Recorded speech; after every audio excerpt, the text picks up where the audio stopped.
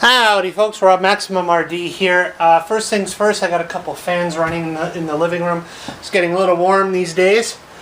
Okay, and hopefully the camera won't tip over as I do this, or we may just have another blooper to watch. Okay, so far so good. So anyways, directly to the point, it's come to my attention that in my place here, our condo grounds, we have a recycle bin for electronics. Well, electronics, electrical items, small appliances, etc. This is intended, of course, for items that are no longer working, yet you wish to dispose of properly. I've only noticed it recently. I won't get into the details as to why, but we've lived here like 8 years. But anyways, as you might expect, and I should add that this condo community here is primarily a lot of older people. So people move on for various reasons. Some of them retire, they move.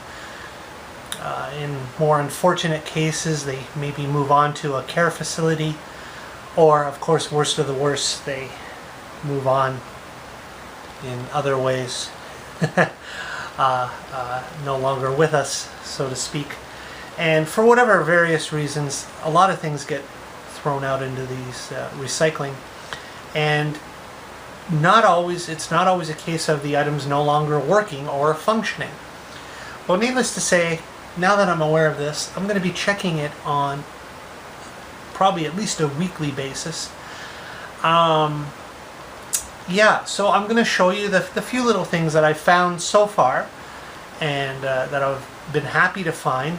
You know, nothing amazing here, no, you know, high-end equipment or anything like that, but for one such as myself and many of my viewers and subscribers and friends who are into retro gaming and collecting and things like that, you could see why I would be pretty happy with my finds. So let's begin. First of all, please don't fall over. Okay, I'm on the couch, right? So, okay, so this, first of all, I was really happy to find this. Surprisingly heavy, these old things. So I believe this is like a 14-inch or so RCA color television. But the beauty of it is, that's a good tube right there.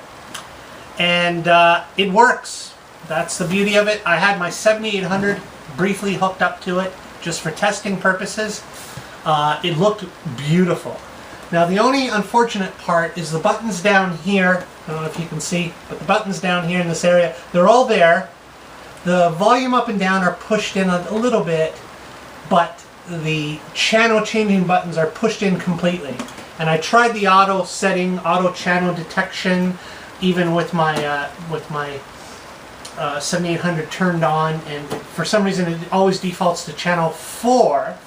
I would rather it defaulted to channel 3 for obvious reasons. It's the only channel that I want to get on this device, but on this TV. But I was able to select channel 4 on my Atari 7800. I had my anniversary cart plugged in there, the 30th anniversary cart, and it looked great. It looked really nice.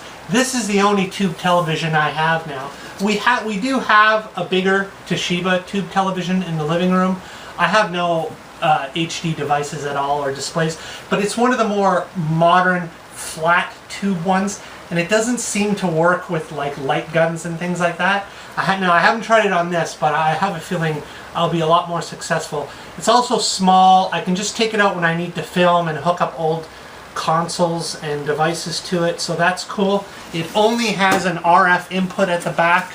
I've already got one of those coaxial cable adapters already plugged in there, so when I want to plug an RF cable directly in there in one of my old consoles, I'm ready to go. I'm just hoping I'll be able to find a way to either, maybe it's, if I open this sucker up, hopefully I'll find the buttons, I can put them back. I think maybe they just got pushed in too far. I did have a universal remote, but oddly, no matter what, I still can't change channels on the unit by using manual functions. So I'm hoping I'll figure a way around that one way or the other. I want to utilize this TV for my old RF, especially game systems. So that's really cool. That was the first thing I noticed in the bin, and I was like, okay, this could be promising. And sure enough, it worked and everything, so that's cool. So let me put that down carefully. I did this earlier, the camera fell. Okay, actually, you know what? Screw that. That's obstructing your view a little bit. So let me try to put it over here. Heavy. Oh, okay. Whew. So, TV is awesome. Now I'm going to show you some little items now that I just grabbed for the heck of it. Now this is just your basic coaxial cable, you know, from your VCR or whatever. I would normally not have taken this. I have tons of these things, but I don't know how much you can make it out there. Looks like a very nice one, right? I actually read it's a monster cable. So even just to replace a coaxial cable that I'm currently using, I would use this instead. I mean, I would never buy a monster cable for this type of thing. Let's face it, I would never buy monster cables. But if I'm going to find them, I'm damn well going to take them and use them. So that's pretty cool. And I believe, pretty sure, I'm looking at 1, 2, 3, 4 pins here on each end. I think that's just your standard S-video cable. I do have I have a few consoles that actually utilize S-video, so that's fine. And then this is just you know, a regular plug here, power cord. Has this type of end on it. It almost looks like what would fit in a Dreamcast or, you know, your old PS1 or something like that. I'll check that, whatever. It's pretty much a standard plug. Now this is pretty cool actually. I got 2 of these USB. Again, they're obviously older. One's in really good condition. The other one is a little scratched up, but it is a USB Wingman Precision joypad for the PC. I've already checked it. You know, I plugged it in my Windows 7 desktop, and it just recognized it automatically. Worked flawlessly. It's got a couple buttons on the top there, 4 buttons here, and your directional. I mean, it's an older one, but it's good for some old arcade games or whatever, MAME or some emulators, what have you. So I got that, you know, what the heck. And that's the second one. Same deal. It's just a little bit more scuffed in the front here, but hey, it works, so that's cool. This is a universal remote, GE. Yeah, not much more to say. It's just a universal remote. I'll try to look up the specific model number and directions online. You can do that sometimes, find the instructions and learn how to program it. This is a Logitech, just a standard black Logitech USB mouse. Works. I already checked it. Cool. Some odd adapters. Oh, actually, I guess I should show you. This is an adapter for a Linksys router, wireless router, a Class N wireless router actually, and I do have that. I meant to put it aside. I'll grab it in a sec. And then there's another excuse me, power adapter here. Oh, I haven't talked in a video in a while. My voice is going. This one was actually interesting. It puts out an odd voltage. I mean, I don't know about the specific tip on this one, what I might be able to use it for.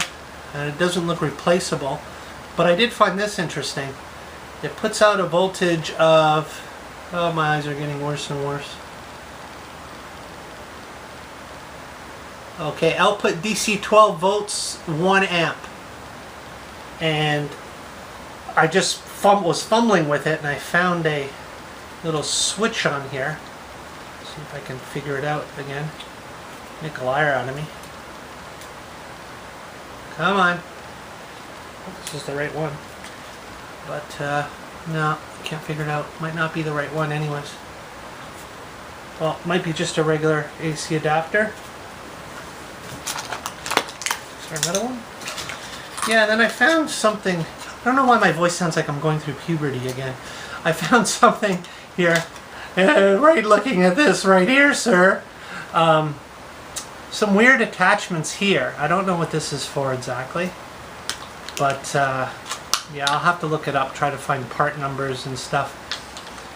I guess it's some kind of multi-adapter plugs for some device. I gotta check into it. I don't know if it may not be of any use to me. But there you have it.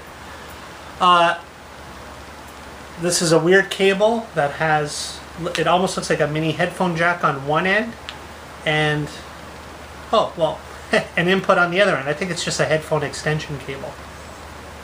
Sure, why not? You can always use those. And one more. Oh, looks like another, just another S-video cable. If it's, if I recognize that. Let's see, anything else in the back? Oh no, that was just my X-Acto knife I used for cutting up some boxes earlier. So, yeah, so 2 more bigger items to show you. Let me just stand up here. Be right back. So I grab this. Here we go. Cisco Linksys wireless and broadband router. I mean, yeah, I've already got one. Obviously, I'm using it. But, well, here's another. I don't know. I've heard you can use a second router as a repeater to extend your signal and stuff like that. I'll have to look into all that. I haven't really fooled around with that kind of thing. With, you know, your Ethernet cable there, and has total of 4 outputs, and then your main input. So that's cool. And I've got the adapter to go with that. Now, the 2 big items. Let me just sit here and get comfy. Whew, alright, so far so good. Camera's not falling over. Okay, so the last 2 items I'm going to show you here. These are the big ones. Okay, first of all, this one here, it's 2 PCs, basically. 2 computers. IBM, this one's an IBM. What other information? Think Center. IBM Think Center. It's got a DVD drive here. I don't think it's recordable. Now let me say, this thing is friggin' heavy, man. Like, it's really heavy. It's heavier than my full desktop over there. Made of lighter materials. But it says Intel inside, Pentium 4. Designed for Microsoft Windows XP. And that's cool, you know, and it's got a couple USB ports in the front, your microphone and headphone jack right there, and as I said, very heavy. And I found these 2, you're pushing these 2 clips here, open her up. Now, I won't show you everything here, it's a little hard to do, but, let's go for it here. Some kind of, I believe, daughter board, I think that's ISA slots here on the side. Sorry for whatever you're not seeing, whatever's not in view. It's just a little awkward for me, as you can tell. And if you lift this, it's kind of cool, where this lifts up. Okay. Now, I've already... Have I done it already? I think. No. What I found interesting is this cable here. Oh, yeah, I did put it in already. Check this out. It has a SATA cable on it. Like a modern connection for SATA. Just one. Both power and data, whatever. And for now, I just plugged in my only spare drive, that's SATA, with a SATA connector. And that's this Kingston 40 gigabyte SSD. I don't know if it'll utilize it or I'll be able to use it or not. I find it interesting that it has this connector in this Pentium 4 machine for Windows XP. I guess SATA has been around a little bit longer than I thought it had been around. And it's just got the one, so I'm hoping that will be for the boot drive. I do have a copy of Windows XP, so I'll be able to experiment. I haven't had the time yet. there's three. This thing's so heavy and awkward. There's like I said, it's a Pentium 4 processor. The capacitors look good. I haven't plugged it in yet. There are 4 sticks of memory. Again, I can't really see close enough to read it or anything. I want to power this baby up and obviously do some testing, find out exactly how much memory it is.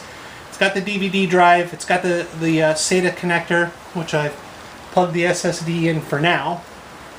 And we'll just go from there. And I'll see if I can get XP loaded on there, do some testing, and you know, I've been kind of wanting an older PC for a while now, an older desktop. It could have been an older laptop, but basically I wanted something with an older processor configuration, and maybe I could put some older PC games on it and stuff. So it'll be fun for testing. And let me just close this. Okay. Try that. Anyway, as I said, built like a friggin' tank, this thing. Holy crap. It is heavier. It is several times heavier than the next one I'm going to show you. So, what does that tell you? Ah! Whew, don't fall off the back of the couch, please. Alright, so, that. Then there was this one. And this one also says, it says Intel inside. It's more of a standard tower case, I guess a mini tower case or mid tower case. It also has an LG drive in the front. So obviously whoever moved out recently just got rid of a lot of their old electronics. A couple USB ports, microphone and headphone jack. This is performance design. I know performance computers here in Kelowna, so. And this also says Intel inside, Pentium 4. Yeah, don't know much else about it except, you know, it's a little more modern. I don't know which one, but they're both Pentium 4 machines. Now, this cover, you can see you have your standard USB and Ethernet and all those connections, keyboard, mouse connections on the back.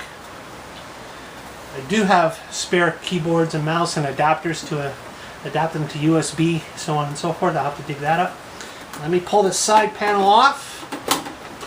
There's an interesting little thing there. I haven't played with old computers in a long time. Old, I know, Pentium 4. It's ancient. But again, as I said, it says Pentium 4. It doesn't have a label. Obviously, that would also be good for XP. It's got the fans in there. Everything seems to be connected. Looks good.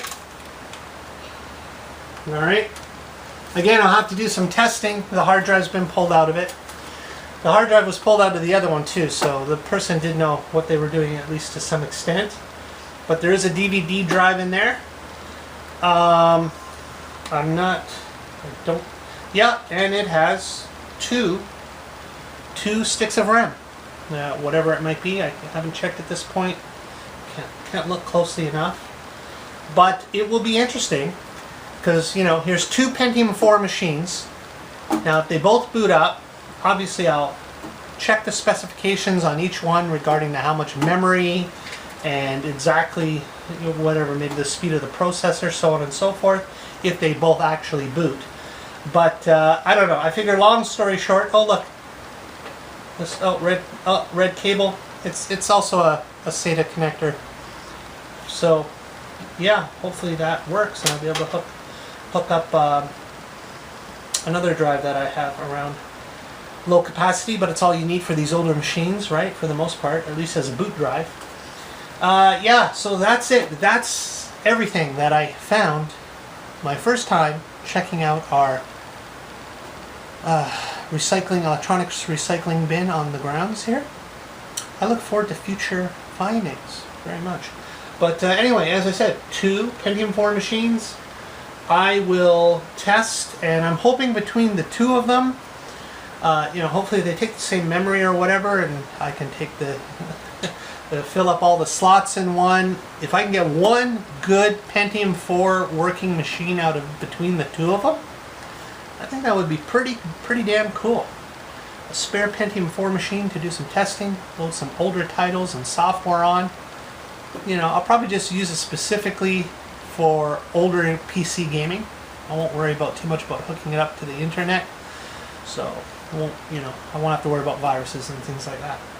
But yeah, I hope to update at some point and let you know where all this has led to. And once again, very, very cool for my first trip into our electronics recycle bin. And I'm glad to have shared it with you. Thank you very much for watching. Let me know what you think, your thoughts, ideas on some of the stuff that I've found here. And that's it for now. Rob MaximumRD out. I'll get back to you later. Thanks for watching. Okay, camera, you can fall over now. Nope, got lucky. Bye-bye.